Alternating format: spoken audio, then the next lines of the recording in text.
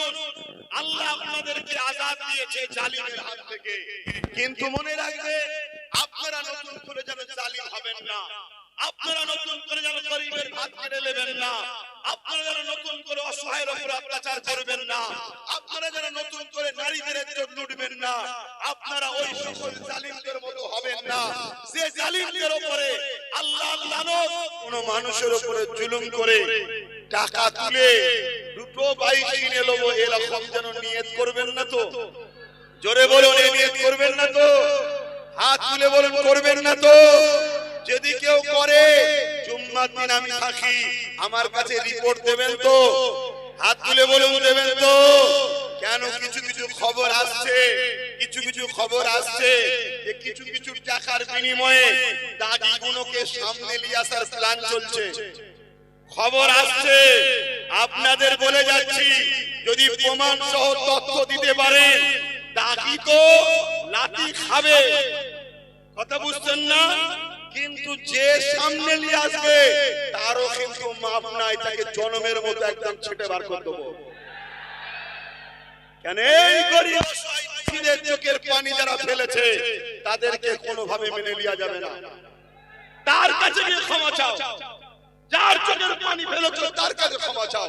সে যদি মাফ করে দেয়, আমি আপনার সিদ্দিকী বা আমাদের কোনো আপত্তি থাকার জায়গা নেই। ঠিক না বেঠিক গো ভাই?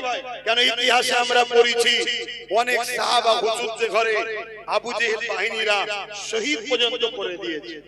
এমনকি আমার নবী পাকের চাচা যান, তিনার কলিজা পর্যন্ত চিবিয়ে খেয়েছে। পরবর্তীতে সেই হিন্দার গোলাম ওয়াইসি তিনি কি করলেন? ক্ষমা চেয়ে তওবা করলেন, ইসলামের মধ্যে দাখিল করলেন। আহা, আমার রাসূল পাক সাল্লাল্লাহু আলাইহি সাল্লাম তিনাকে মাফ করে দিলেন। জোরে বলুন সুবহানাল্লাহ। তাই যদি কেউ মাফি চায়, মাফি চাওয়ার সিস্টেমে আসুন, মাফ চান, ভুল হয়ে গেছে ক্ষমা চান। মানুষের কাছে অন্যায় করেছেন, ক্ষমা চাওয়া দরকার আছে না? না, ক্ষমা চাইলে তো আপনার দুনিয়াও ভালো, আখিরাতও ভালো হয়ে যাবে। কিন্তু মনে রাখবেন, তা না করে আপনি গুজুর গুজুর কারোর সঙ্গে সেটিং এ যাবেন, মনে রাখবেন আপনার ইকুলও যাবে, উকুলও যাবে।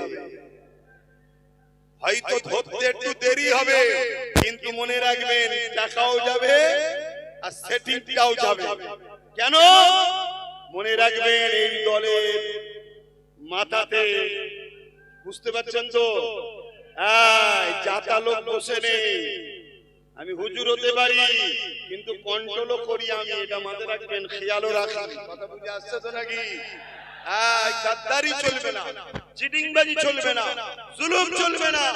তো যাই হোক, আমি আমাদেরও বদদুয়া আজও আছে, আগামীতেও থাকবে। কেন? যে অসহায়ের নয়, যে গরিবের নয়, যে মজলুমের নয়, যে খোদারদার নয়, যে এতিমের নয়, যে বিধবার নয়, যে মজলুমের নয়, যে মানুষের নয়, যে মুসলমান হোক, হিন্দু হোক, আদিবাসী সাঁওতাল হোক, মানুষকে যে ভালোবাসে না, লা ইয়ারহামুল্লাহু মান লা ইয়ারহামুন নাস। মহান স্রষ্টা বলছে যে মানুষের উপরে দয়া করে না, মহান সৃষ্টিকর্তা তার উপরে দয়া করবে না। তাই হিন্দু হোক, আদিবাসী হোক, সাঁওতাল হোক, বাগদি হোক, এসসি হোক, এসটি হোক, মুসলমান হোক, যেই হোক, মানুষকে ভালোবাসুন, মহান সৃষ্টিকর্তা আপনাদের উপরে দয়া করবে। জোরে বলুন সুবহানাল্লাহ, আরো জোরে বলুন সুবহানাল্লাহ। কিছু নামধারী মুসলমান, কিছু নামধারী মুসলমান, কারো আগে মোল্লা, কারো পিছনে মোল্লা, কিছু নামধারী জাহান্নামের কুকুর তৈরি হয়েছে, যারা আজকে সমাজের মুখে নামটা মুসলমান, কিন্তু তাদের কর্মকাণ্ড এজিদের মতো, তাদের কর্মকাণ্ড ফেরাউনের মতো, তাদের কর্মকাণ্ড নমরুদের মতো, তাদের কর্মকাণ্ড চেঙ্গিস খানের মতো। কিন্তু নামে মুসলমান হওয়ার জন্য আজকে চারিদিকে আমাদেরকে কোণঠাসা করা হচ্ছে, চারিদিকে আমাদেরকে গালি খেতে হচ্ছে, চারিদিকে আমাদেরকে অপমান লাঞ্ছিত হতে হচ্ছে। শুনে রেখে দাও, কোন মুসলমান নামধারী কোন দলের জন্য যদি মারপিট করে, সেটা তার বিষয়, তার দলের বিষয়, ইসলামের সঙ্গে কোনো সম্পর্ক নাই। কারণ ইসলাম প্রেমের কথা বলে, ইসলাম ভাতৃত্বের নাম, ইসলাম মানব বন্ধনের নাম, ইসলাম ঐক্যের নাম, ইসলাম খোদার থেকে খানা খাওয়াবার নাম, ইসলাম বস্ত্রহীনকে বস্ত্র দিবার নাম, ইসলাম মানুষ জাতিকে বাঁচাবার নাম। ইসলাম বলছে আপনি যদি কোনো একটা অসহায় মানুষকে বাঁচান,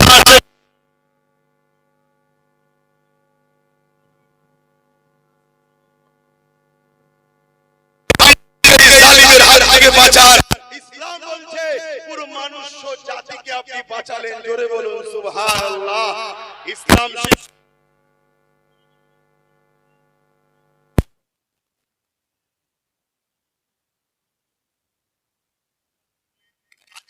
ইসলামকে গালি খেতে হচ্ছে, আজকে সেই ইসলামকে অপমান করা হচ্ছে, আজকে সেই ইসলামের সেন্টার মাদ্রাসাকে টার্গেট করা হচ্ছে। তথাকথিত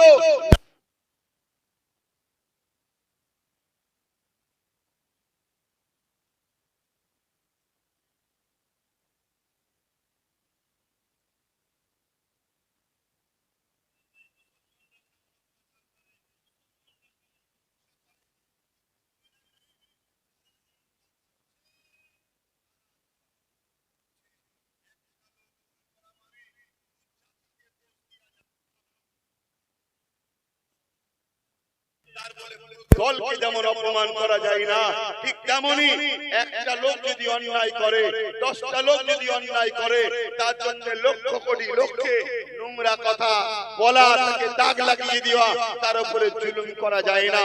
তো ভাইরা আমার ইমামে হোসেন পাক এই মাসেতে এজিদের বিরুদ্ধে লড়াই করেছিল। কি জন্য? ইমামে হোসেন পাকের গদির লড়াই ছিল না। ইগো ইমাম পাক গদি লড়াই করতে দখল করতে চেয়েছিল নাকি? জোরে বলো। বাপ আমি জানি জায়গা হচ্ছে না, মানুষের মধ্যে বিরাট খেলাঠেলি হচ্ছে, এই উচ্ছ্বাস আছে আমরা জানি। অনেক হাজার অনেক কষ্ট করার পর আল্লাহ রহমত আজকে 6 বছর পর আপনারা কাছে পেয়েছেন। আমি জানতে চাইছি এই ক্যানিং পূর্বের মানুষ কারা কারা আছে একটু হাত তুলে দেখাবে। ক্যানিং পূর্বের মানুষ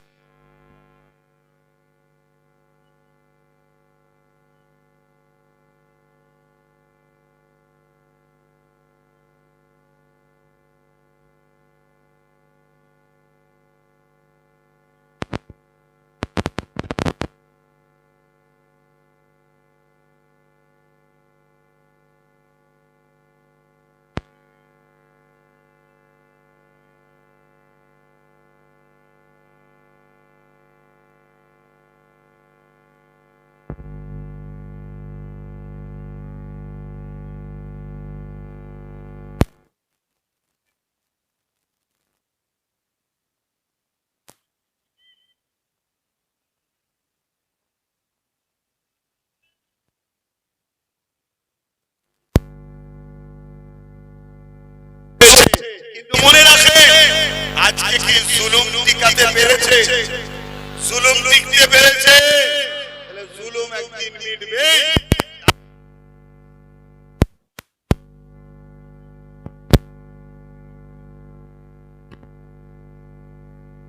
হোসেন পাক যদি নিজের পরিবারকে কুরবান করতে পারে, তাহলে আমরা কিছু তো কুরবানি করতে হবে নাকি? কিছু তো কুরবানি করতে হবে। তাই আপনারা যেন এই সুযোগকে কাজে লাগিয়ে